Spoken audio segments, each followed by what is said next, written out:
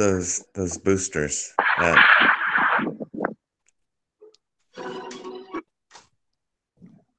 did you want to do it again? I, I guess. Oh, okay. I know you like that. Josh doesn't know the about the boosters. You mean he wasn't listening to the show from the beginning? No, Oh, no. Josh? Mm-hmm. Well, Jeff, can you fill him in? Give him a little background? Do Oh, you need? there's that guy who built the rocket to go check on whether the Earth is actually flat or not. I heard something about this. Yeah, that's the sound of his rocket shooting up into the sky. I believe it bounced off the firmament, actually. Yeah, no, and Josh, if you think that is fiction, if you think that's not real, there's actually I well, I think Jeff saw what I saw, right, Jeff? The comment that I sent you. Someone Yeah. someone said that. Someone said that. Now, knowing whether that person was serious or not is a whole nother thing. But somebody did say that he bounced off the firmament. Well, Jeff, that was just one example of many. Now, with that said, I guess that could be Russian bots, right? I mean, Oh, spreading propaganda to get us all and fighting amongst ourselves about whether the Earth is flat. right, right. So that is a possibility as well. But nevertheless, there are plenty of, at least online, plenty of people that will post those types of things and those types of arguments. Now, I do want to warn you about conspiracy theories, Ron, because you start talking conspiracy theories and you might get us shut down.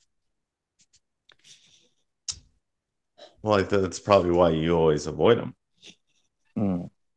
Anyhow, Josh is back Uh, with us, and I know Dana is somewhere around, and this is, as always, I'm sure going to be the most bestest, hugest, most exciting show ever. we have that email address that I would love to get a question in. You would have to have a listener to get a question, Well, I know, I know. But but if that would there be, was, if there yeah, if was there were a, a listener besides Josh and Dana and I and you, it would be the DJ Ron Show at gmail.com. see if I could get just a question. Did you say that's the DJ Ron Show or just DJ Ron Show? DJ Ron Show at gmail.com. Ah, okay. Yeah. There is no the. I maybe I should make one with a the because this seems to be an ongoing question. Well, or you just clarify up front. That's all. You just say. I'm gonna have to go back and listen, but did I say the? Yeah. Well, I know what you meant when you said it because I know the context of what you're saying. But yes, you did say the, but it fit, No, and that's I'm dumb. I'm dumb. That's all. It is DJ Ron Show at gmail.com. there you go. So last week we talked about Josh filled us in on his background, how he kind of fit into this whole thing, the many conversations he's been around for. Then we started talking about addressing some of the things that he said. You, Jeff, stated that you disagree with him on some things. You said that a couple times. So I wanted to talk about some of that stuff. I But wanted I to thought talk. we're supposed to just all talk about things we agree about and avoid things that we don't agree about, especially around things like religion.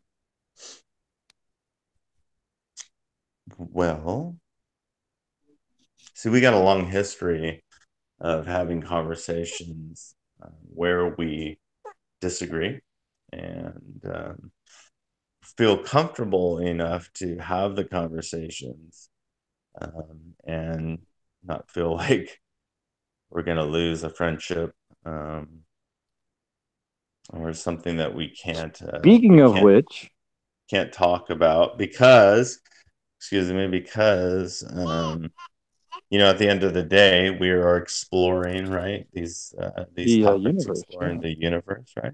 Yeah, we are exploring the And universe. yeah, and Speaking of which, I we're lost a students. friend. I lost a friend. The We're infamous Jim was lost. And again. we heard from him today, though. He came out of the recesses of the dark world of I don't know where he went, but he came back to begin to explain us the meaning of life. Because my wife had a coupon that he had made many years ago that said one free explanation for the meaning, the meaning of life, I think. And so she was trying to access that coupon, and he responded, and he said many things. And in those things, he did say something I thought was pretty nice. He said, "Well, religion and politics are the topics you're not supposed to talk about. They are the topics which most influence our world at the positions of power and what happens to us on a daily basis." Kind of interesting thing that he said there. So Hmm. politics are really a big deal.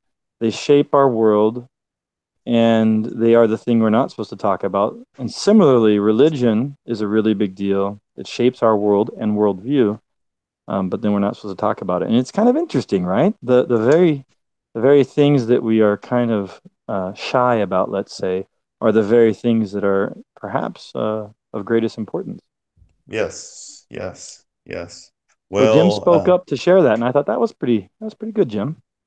no, I like that a lot. He's been tagging me in some posts on Facebook recently. Just being normal Jim. Um, I haven't responded, not because I wouldn't like to, just because history says if I do respond, I'm going to get these same answers that I always do, and that is he's going to goof around and do his Jim stuff. And So this show is antagonize Josh show? Is that right? Oh, interrogate or no? interrogate. What, No, what, no. no, what is it? Anyway, What are we doing here? So Josh, are you me and you are gonna discuss, I suppose, yes? Sure. All right. While you were kind of both of you having these conversations and saying, well, you mean we're not supposed to talk about things that we just agree on and, avoid the things that we don't agree on?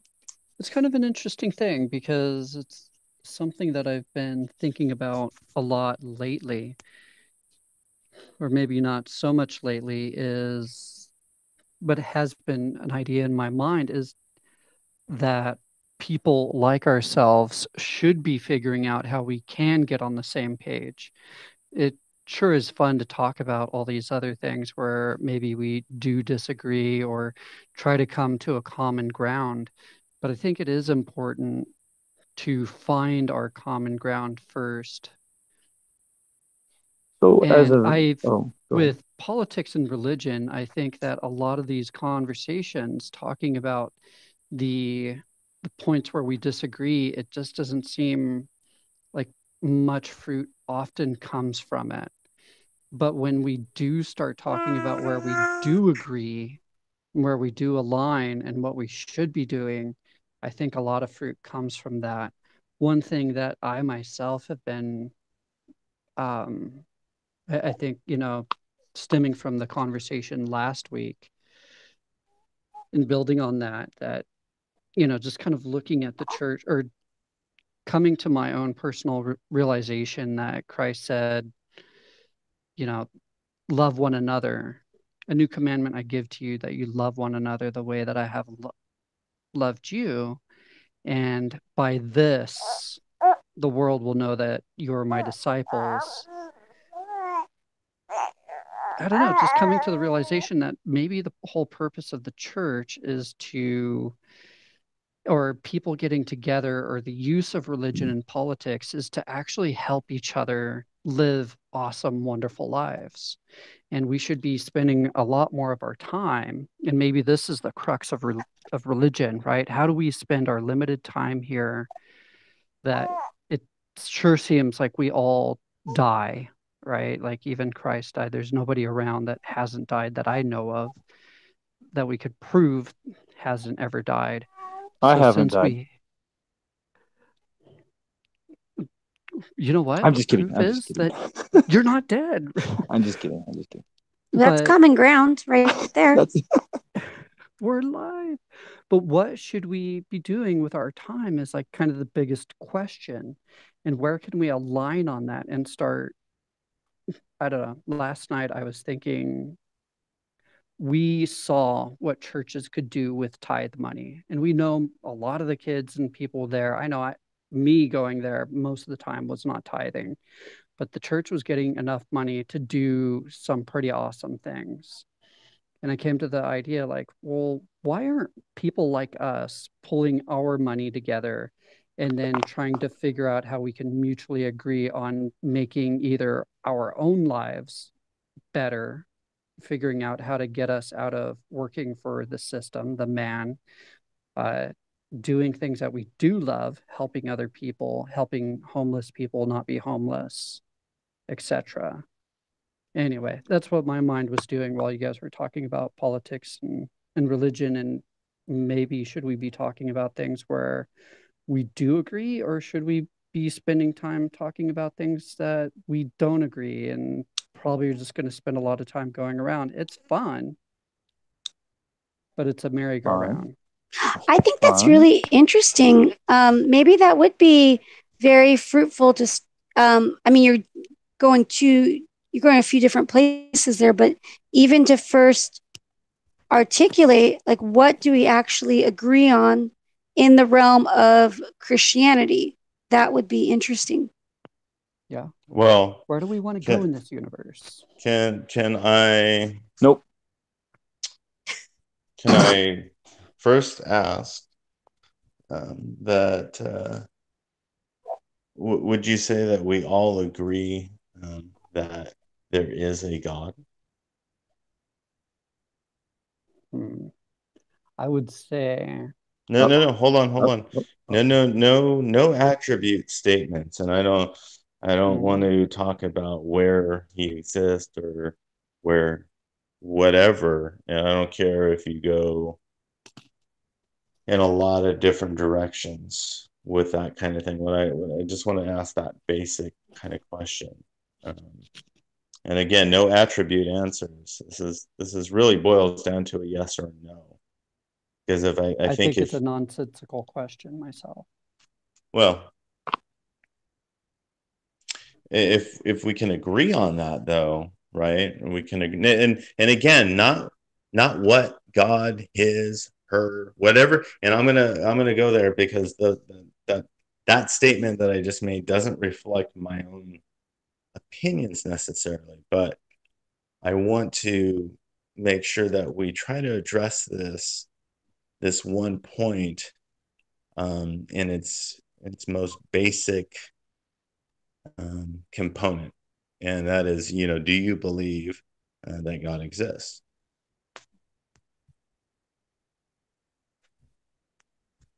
Oh, I think you should just let Josh develop whatever he was going to say. So he said that's a non. He already responded by saying that's a nonsensical question. So obviously he has something to say about that. So can you share what you mean? Because Well, it could get down to definitions, Ron. We have to. hold on.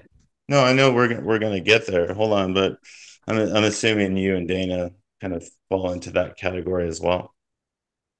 Oh, you're asking all of us? Yes. So I believe there is a God, Dana.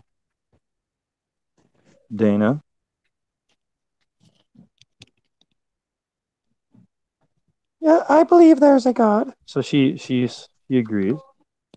Ron? Yeah, okay. Yeah, that's why I'm asking the question. Josh? I would say that for me, I've been seeing kind of, when I think of emptiness, I see a lot of what we've in Christianity have attributed to God. And I think it's kind of the same thing. When you say emptiness exists, but by definition, emptiness is the absence of anything that does exist. I think, it's kind of the God is beyond existence and non-existence. Okay. So that's why I say it becomes like this ridiculous question, because in any way or form you go to define God, I think you're, in a sense, creating the boat. Okay. So in one sense, yeah, absolutely. And I often refer to, instead of God, that which we refer to as God. You broke up a little bit there. Just a little bit. I wasn't sure if it was just me, but yeah. You were breaking up. Yeah, I started walking with the baby. Yeah, so I just often refer to, I still pray. I pray to God, but it just seems like Okay. Well, I'm gonna go ahead and answer the question for you. I feel like answering it for him too, oddly. I'm gonna answer the question for you. The answer is yes. I heard a yes also. I heard a yes in there also. Yeah. But I think Duran, would you agree, talking about Josh for a second, that we agree he's trying to communicate something that's pretty clear, that to put any sort of, Josh, would you agree that whatever it is normal people are referring to as God, and however rough sense they mean it, you agree that the whatever that thing is, while it's probably a bad thing in some way, shape, or form, but the thing they're going after, that exists. There's something. Even then, I know you're going to say something is bad too, but you're clearly saying that there's something. Now, is that true? You're saying there's something. I know thing is bad too, but yeah, yes. I think we can be on the same page, right? Yes. That is the answer. The answer to the question, my question, is yes. So, with that said, we can now get past that point and go into some of the stuff Josh is actually talking about and referring to. And I don't want to say, Josh, and for anybody, because I know that I know that you probably think I want to argue against your beliefs, or I want to examine them in a way that would be a kind of a debate, and that's not true. I'm just kind of looking to understand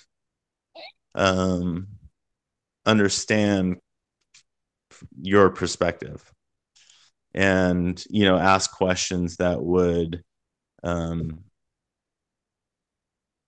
help me understand kind of where you're coming from. And that would be for anybody. I mean, all of us have different points of view in some respect. I mean, there's some basics, and that's why I asked that original question. But I do want to understand kind of some of your statements, and if you could clarify some of the things that you said, because I believe if we can hit that one foundation and we can agree on that, then we can start discussing some of these other things, which I heard yes all the way around. So since we're stating these things, Josh Josh is, if I understand correctly, seriously considering the focus of conversations being upon agreement and what we have in common. Okay. Ron, you said you aren't so much interested in a debate exactly, but exploring. You are DJ Ron exploring the universe, exploring uh, Josh's perspective. And if I may voice my response to both of those, I sort of agree with Josh about seeking common ground, as I see there are benefits, but I think I disagree, in that I think it can be helpful to point out any inconsistencies that I personally have within my belief systems and that you also have within yours. And as we explore the universe, there's nothing wrong with, here it comes, Ron, a healthy debate Mm-hmm. about truth and refinement. Here it comes, refinement of our ideas via disagreement. Yeah. I do agree with you, Josh. There are conversations that we have to be careful about that do seem to be pointless and waste of time. And I may do that. I don't know. I hope not. But I do want to be openly stating that I think disagreement is fine. There's a healthy way to do it, and it leads towards progress, towards understanding, which is what probably my position is. That's I don't mind. I don't mind disagreeing with each other and things like that. So that there you go. was wonderful. Thank you. That was perfectly stated how I feel. That's exactly how I feel in that. And I would say, I know Josh, when he talks about common ground, some of the things that you mentioned, which I know, just kind of the things that you're interested in, the things that you post, all the conversations that we've had over the years, Josh, about community.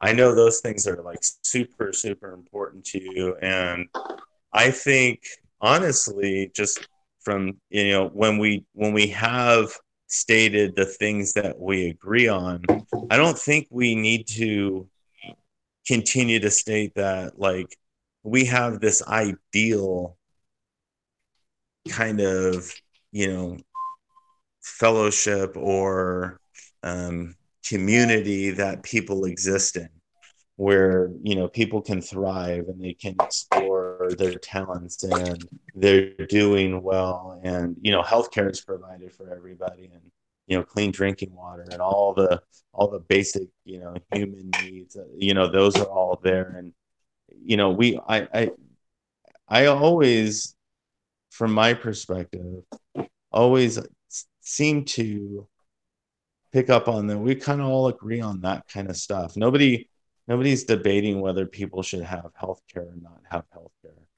We all agree on that kind of stuff. And Nobody I here, you know mean? Are you talking about nobody in this room? nobody in this room.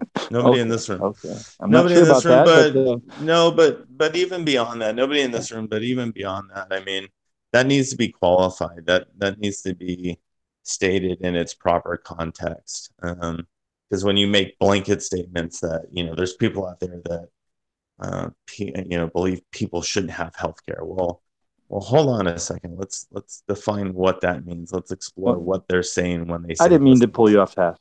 No, You were going somewhere. yes, I was going somewhere. Anyway, long and short of it is, the common ground that I feel like we do have, Josh, are those things where, we can come up with ideas that can help people in practical ways. For instance, there's this really cool, this local guy that runs a mechanic shop for people that don't have money to fix their cars, and it's completely run on donation. It's just two guys that they work full-time jobs, but after work they hang out and work on people's cars, and they do a lot of really cool things for people, and it's all 100% goes to helping people fix their cars. And these guys just volunteer, and they got people helping them, and they've got people donating to it, and it's a really awesome thing that they're doing. And I think all of us would agree that that's something that we would go, yeah, that's cool. Like that's something you can support. That's something you can get behind. And there's many things that you can do in that those situations. But as Jeff said, sometimes there are opportunities to ask some questions, explore ideas, have some a decent dialogue, a healthy debate. And that's kind of, I think it's appropriate that we ask some questions about where you're coming from. And again, that's not a hot seat kind of situation for you. I just want to kind of understand where exactly you're coming from, and try to find some common ground in that, and say, maybe I actually believe those same things, and I just put them in different terms. That makes sense.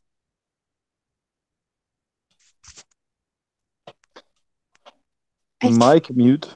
I think you vaporized Josh. Yeah, I might have. You vaporized. That's too bad. Yeah.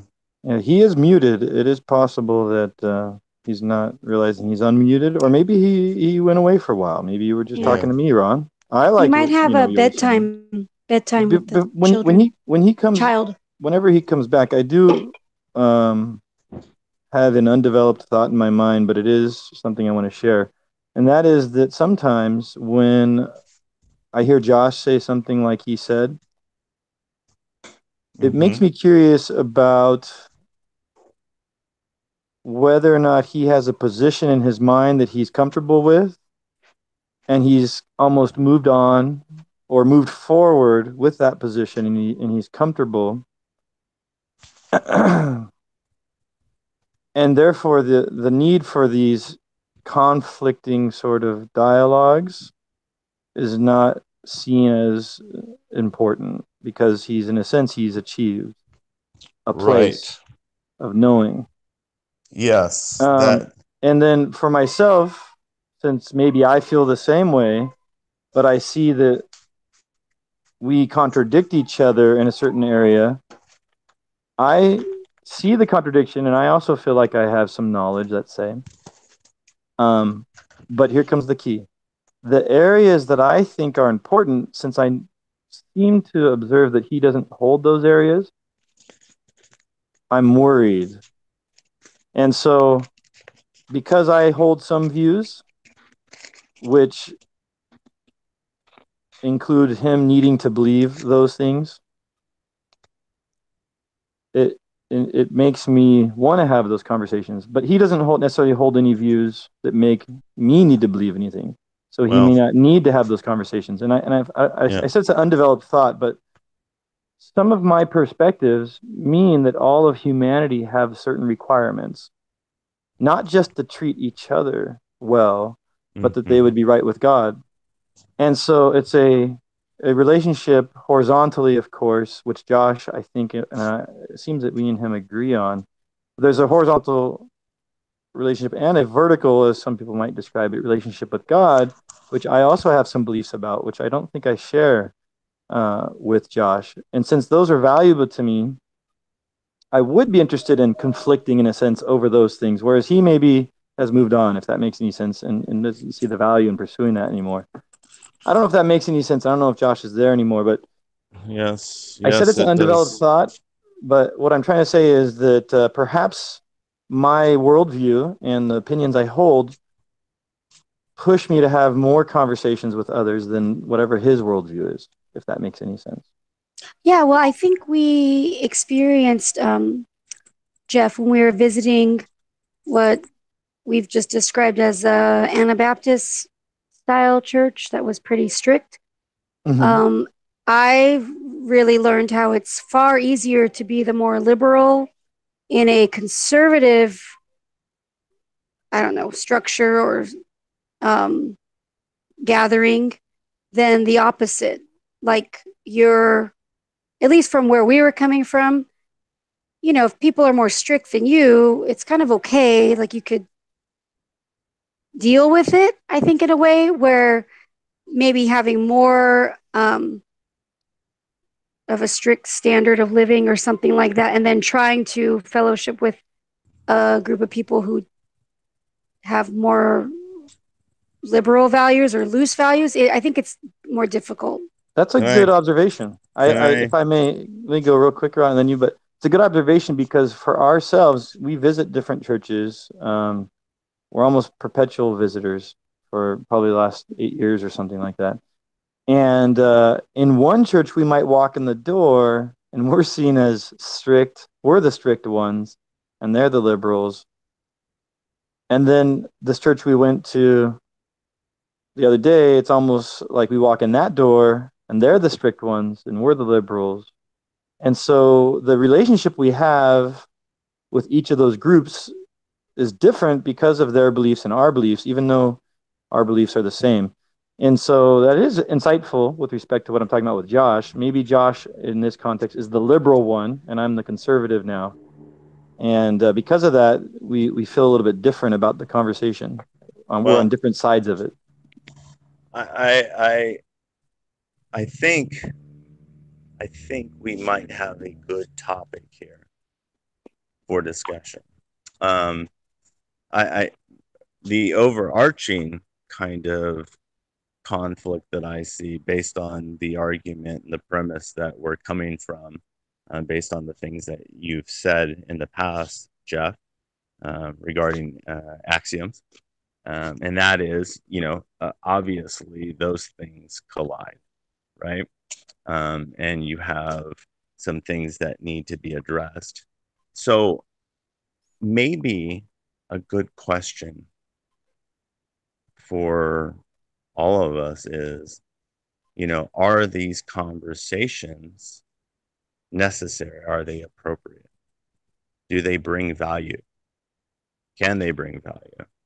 Can they be helpful? Sure. Just in having conversations, it helps you refine your thoughts. But I think in a more meaningful sense, these conversations and this desire to discern how much people are on the same page or not is even more useful when you're actually trying to do something. Like, I'm imagining if you're trying to be a community, you would want to have the similar goals as much as possible so that you could support each other. Yes. So, like, take, for example, marriage and how professing Christians profess different things about gay marriage, also about divorce and remarriage. With the church we visited last week, they hold to, if you get married, basically you're married for life. And if you, for some reason, dissolve that marriage, and let's say you had legitimate reasons to, you can't go on and marry somebody else while your spouse is still alive. So that's pretty clear cut. That's like a real relevant teaching. So imagine if you're trying to have a church community together and you don't see the same, you don't believe the same about that. How are you going to, do things intimately together? How are you going to function if you say two people get married in your congregation and half the church doesn't believe that that's a valid marriage? You can't really function well. So I think that's probably the greater purpose of these conversations, is if you're actually trying to be the church and support each other and, spread the gospel together. It's important. Yeah. So as a practical example, let's go with, let's go, forward thinking and talk about, so here we are. The group of people that we know, the group of people that would be interested in forming like a commune community kind of situation where people are kind of working together and there's this common ground, right? There's these common purposes and you're helping each other out. And so you get to a situation and somebody in that community holds to the belief that you just stated when you visit that church, that if somebody, had gotten divorced for whatever the reason, right, they could not remarry. So if you have somebody in the community that holds to that belief, they're going to be very conflicted with their convictions with the people around them that don't hold those same beliefs, right? Is that kind of what you're getting Yeah. at? Yeah, and I think with marriage in particular, it is something that it's really fundamental. Like we come in together and we celebrate when people do get married, and it's a big show of community improvement. Like the community approves, and they're standing and trying to support that couple. So I can see why that particular say with the debate about gay marriage is far more prevalent than this debate about divorce and remarriage. I think most evangelical churches don't even debate that issue. But I could see why churches split over that, or churches leave a denomination because of that teaching, because it is so fundamental. This is how you have a foundation for your family. So if you have people who don't agree on that, it's a real, I think it's worth splitting over. And you're just picking one example. There could be Yes. a whole host of things, from the very extreme to the mundane to wearing the color red. I mean, I've heard actual, conversations. I mean, people have had conversations of whether or not you can wear the color red. And I can't say I know a church was split over that, but that kind of stuff. But then you have things like child sacrifice. Is it okay to sacrifice your child to your God? And I say that to kind of bring Josh into this, because I have a feeling Josh would say, "Oh, just let people." I don't know what you're going to say, Josh, but I have a feeling you could respond by saying, "Let people do what they're going to do." But I also imagine he must have some standards. I mean, not to be too up in Josh's business, he seems to be happy that the ICE facility someplace is being protested. So he probably doesn't like what ICE is doing to families, let's say. And so he obviously has some things he doesn't like. And so what do you do when you have differences of opinions about things that really matter to you, whether it be the color of a dress being red or the ending of a child's life? It is a really big deal. And you're right, Dana. Dialogue is important for these issues of disagreement, because some of them are, I guess the phrase is non-negotiables. Yes.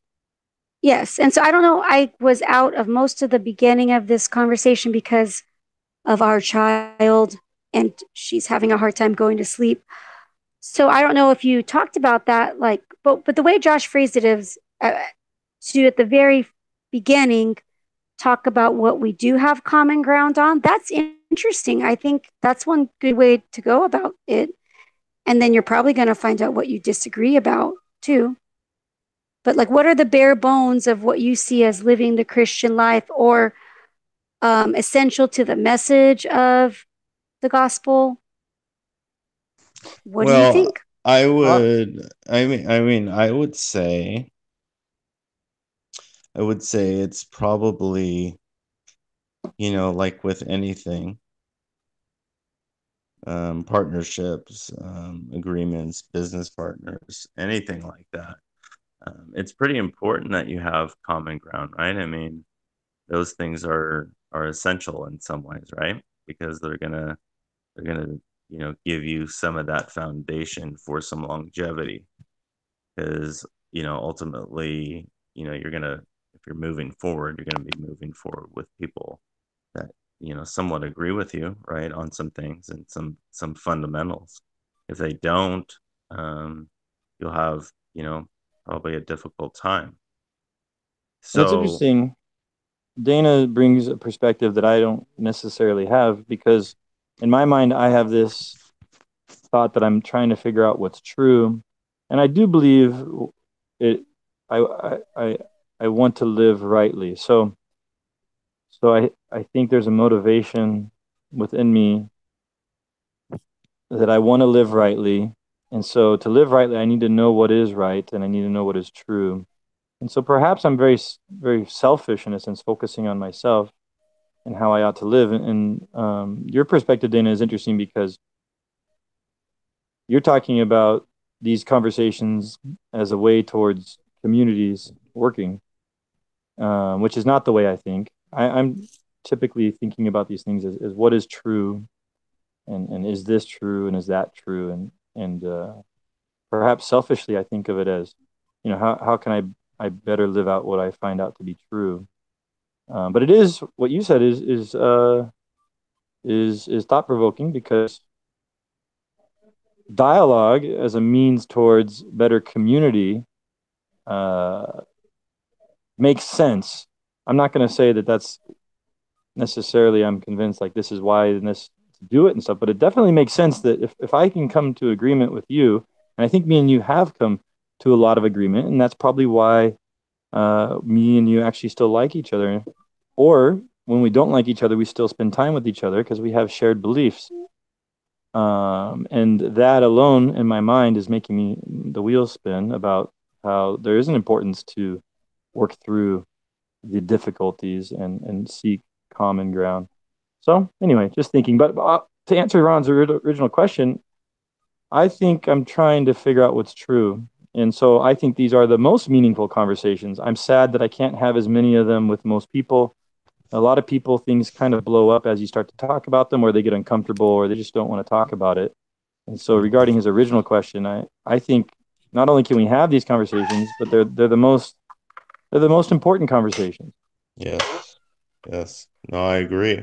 That's why we're doing what we're doing, because they are important. Um, I think there is a time and a place where people discuss common ground, and they move forward in those things. And there are plenty of forums for that. There are plenty of opportunities to develop that. I think Josh, he's explored some of his own opportunities. I think he even does his own kind of podcast situation, and I think for his forum, putting that out there and getting people that have common ground to discuss the things that he wants to discuss, I think that's awesome. Hey, Josh, I you want to think do a shout out to our 0 listeners? I think He's yeah. still, is he there? There's like one I or think two, Jeff. I think Oh, oh, there he really? is. How exciting. Yeah. Is that Ron and Jeff in the chat room? You actually haven't chosen to be in the chat room? Well, I think it's important to have those forums available, and I think to Jeff's point, and his desire, which reflects a lot of my desire as well, and I think Dana too. Hopefully, Josh, that's why he's showed up again. But the desire really for these conversations is not necessarily to agree, not necessarily to have common ground, but to explore ideas, ask questions, have the opportunity to have a paradigm shift, where you can present something to each other that gets you thinking, and gets you maybe thinking in a different way, and I challenges got some of a Oh, you mean our challenges. guests? Can't we just keep talking about you? Yeah, Yeah, I like it challenges. better when he's like not present, but part of the but the focus, right? We're talking to challenge Josh, whether he's here or not. Just kidding, Josh. Whoa, whoa. Challenges some Are, of those things, which is I think is important. That's all I wanted to say about that, but I didn't want to lose that thought. Sorry. absolutely. One of the things that I think I've come uh, to believe, and I think this is one of those where Jeff doesn't really agree with me or doesn't like the way I phrase it. I feel like Jeff and I could maybe come to some common ground on, but the one thing of I I don't know. I think the Declaration of Independence is a pretty marvelous document. Maybe it should be in the canon. I don't know. At least the preamble. But that we're all created equal, I think is an amazing, amazing concept. And they kind of went, or at least from that preamble, right? We're created equal. But I think the great thing that makes us all equal is nobody really knows 100% for sure, especially what happens when we die, where we've come from, um, why we're here. And because nobody can say for sure on those things, there's no ground upon which you can actually build and say, this is why I should tell you how to live your life. Does that make any sense? It, hold on. That's what you believe. So certainly from your perspective, that makes sense, but it doesn't make sense from my perspective. But if I were to Can understand your you do you perspective, see oh, sorry. do you see how it makes sense from my perspective? I think so. It seems reasonable. You already said it. You gave your reason and then your conclusion. Your reason was that nobody knows what happens when we die. Right. And the kind of what I like about the next following things is like, well, then we should respect everybody's right to life, right? We shouldn't go around killing each other because we shouldn't have power over each other since we don't know if we ought to or not. There's nothing firm that we can kind of build that conclusion upon. And then same thing for liberty, right? That's the reason why we should let everybody do whatever the heck they want, as long as they don't kill people and infringe on other people being able to do what they want. And then we should all be helping each other pursue happiness, uh, making sure that we have all the essentials and things like that. But I am really curious, Jeff, why would you disagree with my belief? Well, I currently believe that God has revealed to us truths about the universe. And so God has told us what happens when we die. And since God has told us that we will be judged, it would be very important to tell people that they ought to live rightly before God. They ought to pursue God and honor God. And if they don't live right, God is going to judge them because that's what he has revealed to his people.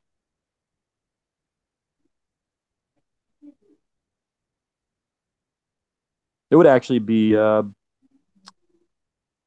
wrong in a sense to not tell people that they ought to live rightly before God if you know that he's going to judge them. And when I say wrong, I myself struggle with how to tell people exactly. But since God has made it clear that people are going to be held accountable for how they live their lives, it's almost a a calling, right, for us to share the good news, which is that while that all men are guilty, there is a pathway towards salvation. And that is dramatically different than what you believe. Josh? And may I add, I Mm-hmm. also believe that you nor I know with absolute certainty anything, I suppose. But what I'm saying is that my best guess is that God has revealed truths, and I'm believing that those truths are something that's important to share. And do you think that based on those truths, you would have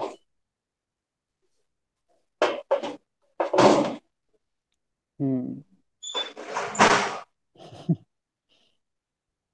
hmm, we would have to like, you know, I guess tear down the whole thing and start with the truths and building on them and seeing where they go. Yeah. So, But I feel my intuition tells me that going upon that path, I don't know, I honestly feel fear within that. I don't know, it just yeah, it is dramatically different than what I believe. I believe that some of that does very much fit in what I believe, but yeah, I think one of the most important messages within Christianity is freedom. and especially that freedom to be able to choose what you do in life. I think another kind of, I don't know, what I felt was kind of a profound insight in my life when I was getting so worked up and so wrapped up in the troubles of the world, as it were. And, I took a step back and I thought, well, what is God doing about this? What does God do about that? When there's somebody being raped, what happens? It just happens. God doesn't often intervene. And something just within that gave me a lot of peace. God isn't stepping into every situation and really altering the course of events and forcing himself upon, I guess, as within that paradigm, his creation.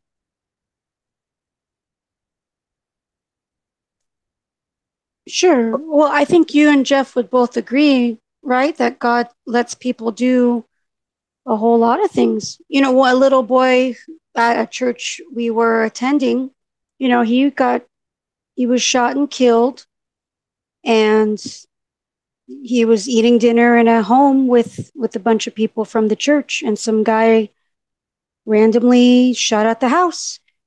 And so in my belief system, this is a very tragic thing, and it's very sad, but it isn't a confusing issue like, why God let that happen. Like, it's just one other horrible example of God letting people choose and do, like you said, do what they want.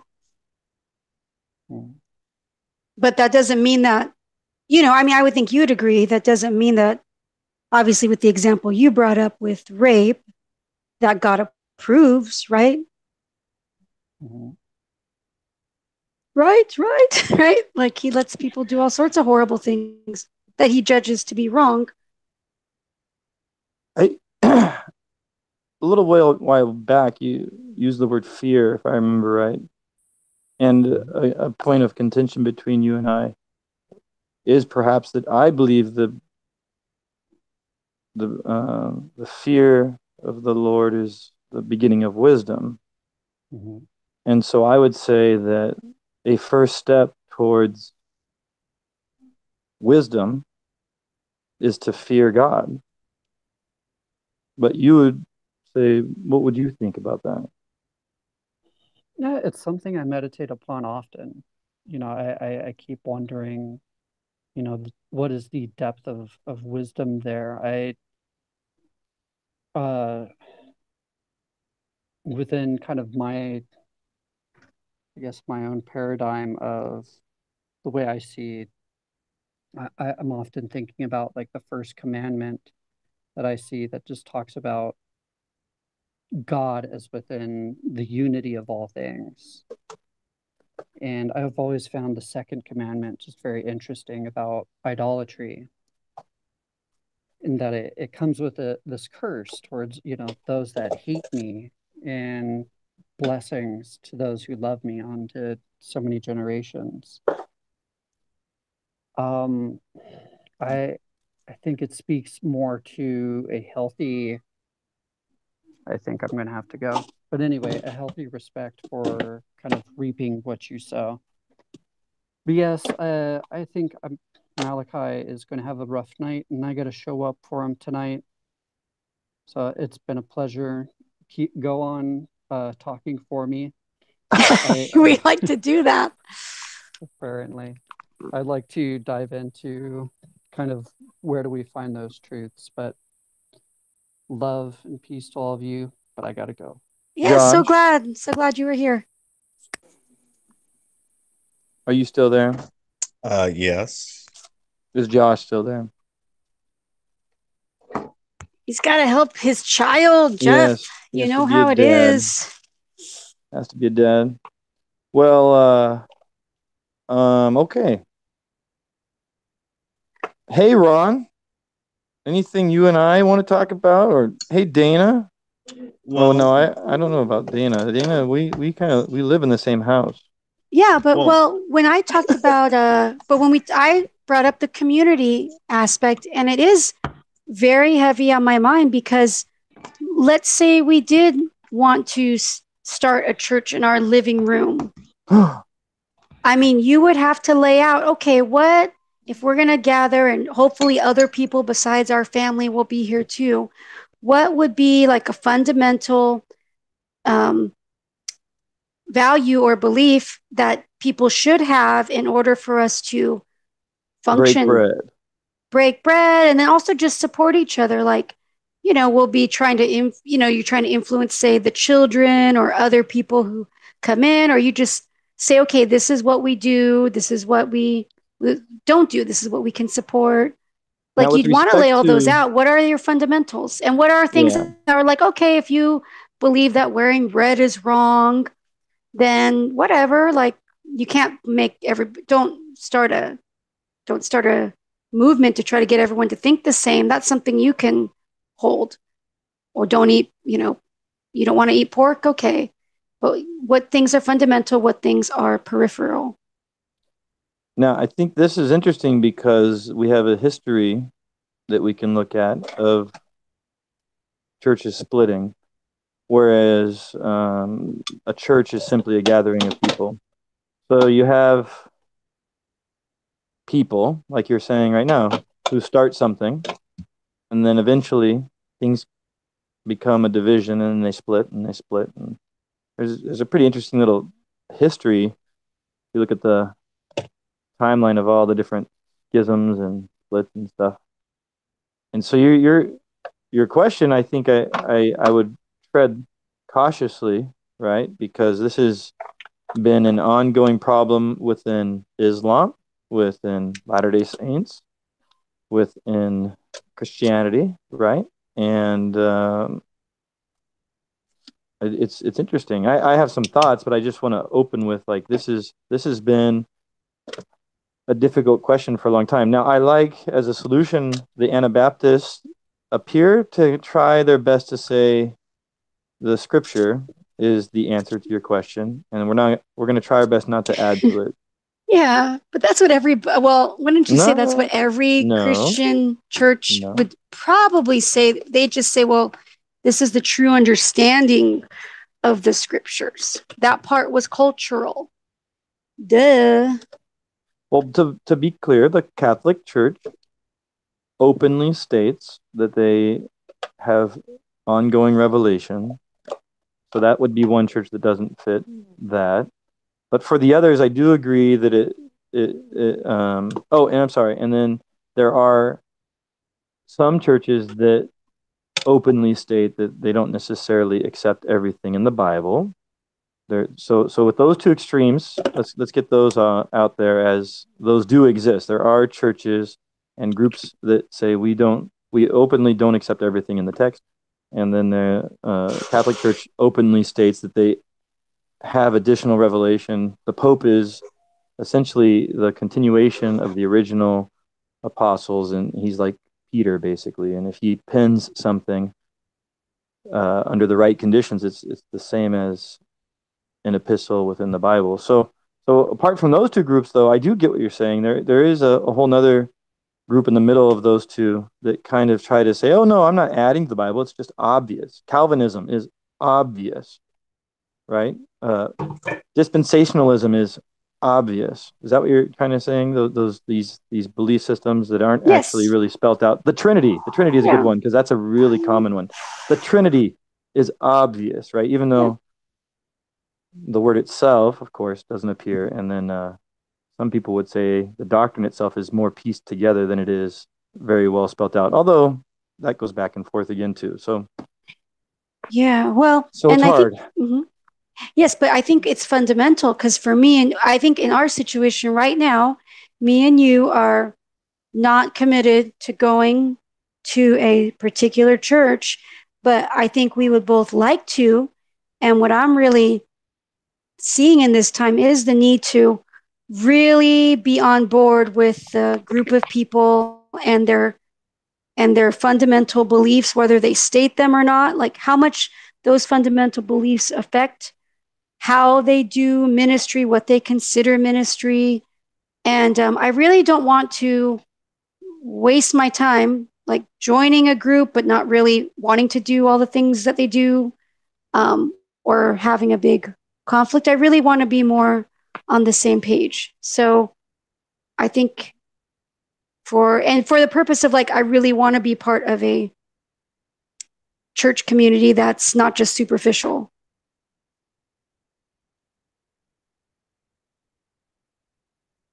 I'm wanting Ron to talk. Okay, so me and you should figure this stuff out like right now, Jeffy. And Ron, you too, because you're exploring the universe and the planets and stuff. I am. I am. Coming back around from the ex-planet Pluto right now. I think it. No, I think he came around from the dark side of the moon. Actually, I think it actually says it all by that statement. I am. Oh no. So Dana. Yes. The question to you is, and we don't need specifics, but I feel like if we were sitting around a table, right? And I'm talking about the group of us that were on the call tonight, Josh, and maybe a couple of others. And we were discussing kind of Josh's vision for, that community, the commune kind of idea, right?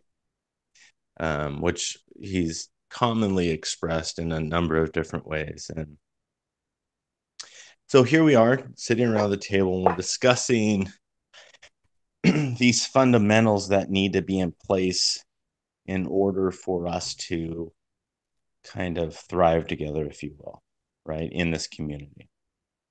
And there's going to be some certain things that absolutely need to be in place. So I guess like pants. Yeah, it's pants. Not nudist, right? Yeah. So can I ask, like, what would be something that absolutely needs to be in place? And I don't mean like pants.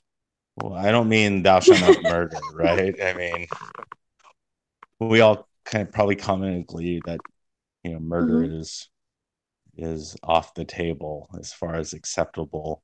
We don't, Ron. We actually don't. Okay, well, maybe not. Okay. For example, speaking for Josh, you would say it's okay to kill people as long as they're small enough. Okay. So yeah. Okay. So it's I won't say that's something that people take. No.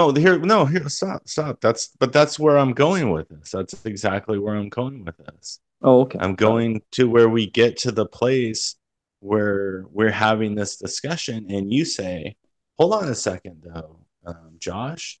I don't agree with that." And so that for me, and that to me, as far as the convictions that I feel like you have, that's very fundamental in that. I don't feel like, and I could be wrong, but correct me, I don't feel like that your vision of like this kind of community, your vision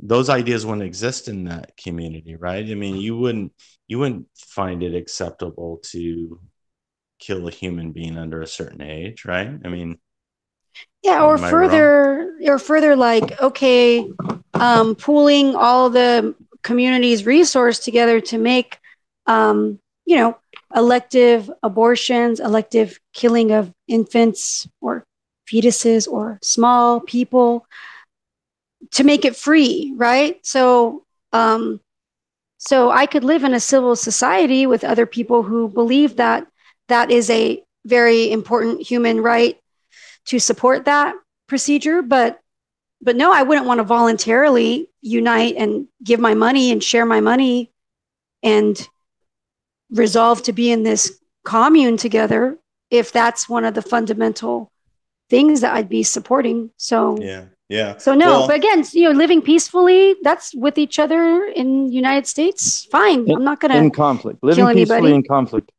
is, I think, Sure, what but you're well, I'm not saying. gonna like voluntarily, okay, let's all pool, and that's why the problem I would see in uniting in a more intimate way with people who I don't have some fun, like some really um where I agree on I'd have to agree on a whole lot with them. To me, that's just like joining a, a really overbearing church. You'd have to really think well, about that. that's why when Josh, and he said it was okay that we talked about him. That's why when Josh said, he talked about discussing the things that we have in common. I really feel like, yes, again, we do have these things in common. Most of them would probably fall under the kind of the social issues kind of thing. But when we're getting into kind of the fundamental core beliefs of, your convictions and what drives you ultimately, and the things that you're going to, accept around you, those things, when you start to discuss those things, right, when we're gathering around this table and we're discussing, moving forward in this community and saying, hey, we want to structure this thing because we're all friends. And here's the thing, here's what I'm going to say is that over the years, I think kind of what has probably largely played a role in, you know people not people not bringing, this community to fruition, or, gathering and, committing to it, is because these beliefs, these fundamental beliefs, when they exist in the core of, a person, it's very hard for them to get past those things. And it sounds like to me, Dana, it sounds like to me that you agree with that. That you said that you wouldn't voluntarily, gather with, necessarily people in a civil society where the rules aren't your rules, and you don't really have a whole lot of say in that. You're okay with existing because, there's kind of this civility that exists, right? Or hopefully, and, people can kind of believe what they believe. But for your choice, though, you wouldn't really build a community like that, correct? Sure. Yeah. And I think that's why, while I do agree with um, some of the beliefs or goals of, say, socialism or more socialism, right, where people are more taken care of and healthcare and all that stuff, I continue to be very leery of wanting more government control over these aspects of our lives, because I want the ability to say, to be out of the system and to do something that I believe in more. The children and I don't have health insurance, and we haven't had it for probably 7 years, maybe, or 5 years. And I love how even when Obamacare was in place, that we could opt out and that we were able to be part of the health sharing group. So it's a Christian nonprofit network of people who have joined together, and we pay each other's medical bills, and it's awesome. And I'm so much happier being part of that than being under, being even under something that's free. Like, I'd rather be part of that and pay my share every month than be under Medi-Cal. So, um, so yeah, that kind of stuff. Like, I want to be out, or like, Jeff does work in the public sector as a teacher, but we homeschool our children, and we do it without the umbrella of a government charter school and without government money, but we have the freedom to do it the way we want to. And so I really enjoy that right now about the United States. So yeah, I guess that's important to me, doing things and supporting structures that really align with my values. Like, I happily pay fees to have my children take classes at a Christian homeschool charter thing. And I think it's really neat to be able to dissent. I like that. Yes. No, that is good stuff. And I think, um, sorry, did you hear me? Yep. I can hear you. Um, I think that is a great thing because you do get to choose kind of what you want to teach your kids and what you want them to be involved in. And nobody really has any particular say on that. Um, which I think I think for a lot of people though, they would feel uncomfortable with that. Josh may fall into that category. I'm not sure. I had two things I wanted to jump in on, if possible. Sure. One is, I think Josh was joking about us talking about him when he was off, but and the You other didn't one, want this to continue?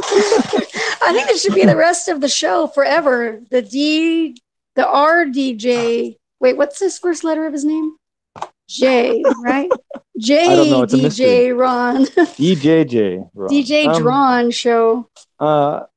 And the second thing is, it's unfortunate that he left because everything you guys are talking about, at least initially, the separate, you guys went towards something a little bit different. But I find interesting for him because he talked about wanting to talk about the things we agree on. And I would like to ask him, and I'll just say it here because I find it interesting. What do you do when you're at that meeting where you're trying to come up with things you agree on, and someone says, I think it's acceptable to kill children? And you say, well, that's not an area of agreement between us. So what can we find that we agree on so we can move forward? And while it sounds good to try to seek out agreement, I'm really curious from his perspective, and maybe he'll kindly come on and answer that. I'm really curious what he does. What are his non-negotiables? So Dana. Oh, like if he was going to start like a commune type thing, like I find this interesting. A real partnership, not just to be a friend, but like real. Yeah, so I find it really interesting because Dana is openly stating she's in pursuit of what these non-negotiables are. She may not have phrased it exactly that way, but she sees the essentiality of that. Josh is saying, oh, we just need to talk about what we agree on as a community so we can make like steps forward. But I would have to guess, and that would be a question maybe I can ask him, that he must have non-negotiables. And then I'm really curious, what does he do when someone doesn't share those non-negotiables? Can he still jive with them? Yeah. Can you just ignore those things? You just because that's interesting to me. And he's not here. But do you hear what I'm saying, Ron? Yeah, it's relevant. Like I read about this really disturbing church. I guess River Phoenix's family was in it way back when. You guys remember River Phoenix? So it was this river like in Phoenix. No, anyway, he yeah. So anyway, but they had these. It was like this Jesus, communal life church, and they had all these really neat aspects to them, and they were very non-materialistic, and they shared a lot, and all this wonderful stuff. But then they also had these horrible beliefs about like sexualizing children and exposing children to sex. And it was really sad and gross. So obviously you would see that and say, that's a non-negotiable, right? And depart from that, I would assume. So maybe Josh already feels like he outlined that with saying not hurting people, right? Not infringing on others. Maybe? Yeah, maybe, but then we get into the inevitable. So we're sitting around this table. Let's go further, and let's just say a third do agree, and they say, you know what, hey, we're the doers. We're gonna move forward in this thing. So ultimately, right, you go out and you find people, you make we'll call them disciples, or we'll say people that kind of want to gather and get into this, the same idea and the same fellowship, the same community. And inevitably, you're unless you're going to have some vetting process, which I assume I could be wrong, but let's just say for most people that wouldn't be some kind of rigorous process that you have to, join our church or join our community. You have to go through this application process. You have to go down this checklist. I'm going. Here's where I'm going, Dana, with this, because I'm not saying you necessarily. I'm not saying, your idea. What I'm saying is like, let's just go Josh for a minute. And again, I don't want to speak for him, but I'm just saying, let's just speak say, for him. Speak for yeah, him. okay, I'm going to speak for him and say that it's probably not going to be a rigorous process to get in. And let's say as this community grows, right, the inevitable happens, and you come across these conflicts that we're currently discussing. And the question then becomes, well, how do you deal with that kind of stuff? Yeah. And during these non-negotiables, and you discover during this process that there are people that you don't agree with, and how do you approach it? Well, how about this? I think what would be really a good lived out example would be like, let's say before you join this imaginary commune that we're probably never going to join, that you guys all have to go on a 3-week camping trip together. And that would really, I think, bring to the surface some of these values and conflicts and personality traits. And do we eat cold hot dogs around the campfire, or do we go to the Yosemite Lodge and get some pizza because we're just so tired of roughing it? Are you trying to paint heaven on earth kind of situation? What are you doing here? What? No, I'm saying these trips together. That's where you really. It's where the rubber meets the road. I feel like that's kind of speaking love language kind of stuff. You might be like. Yeah, gathering together, right? Doing these fun things in the community. Yes. So go on with your thoughts. So what happens when you get there? What happens when you arrive? I just know that many of these intense trips that I've participated on, even with my own family and my own husband, has resulted in me crying. Even on vacation. I actually know what Josh would say to all of this. I realized, and I'm going to speak for him because he said it earlier. And I don't know if you mind me ending the show on this. Do you?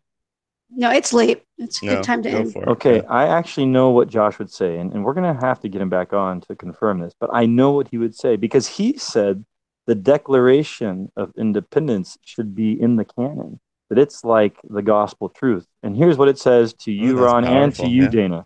It says this: when, in the course of human events, it becomes necessary for one people to dissolve the political bands which have connected them with another, and to assume among the powers of the earth the separate and equal station to which the law of nature and of nature's God entitle them, a decent respect to the opinions of mankind requires that they should declare the causes which impel them to the separation. Yes. So the Declaration of Independence, ironically, I must say, ironically, is a declaration of independence. It's while it is Josh's manifesto, it is saying we're going to separate. Not we're going to combine together around things that we agree on, but actually there's certain truths we hold self-evident, which are of such importance that we must part ways with certain people at times when they don't have those things. See, that's when you're at your best, Jeff. What in the world's going on? When you make good points like that, it's so important, because it's such a important conversation, and getting into the original kind of discussion that we started, and this idea of having common ground. I don't know. You bring up a good point. That's all. Well, that to me sounds like a good win right there.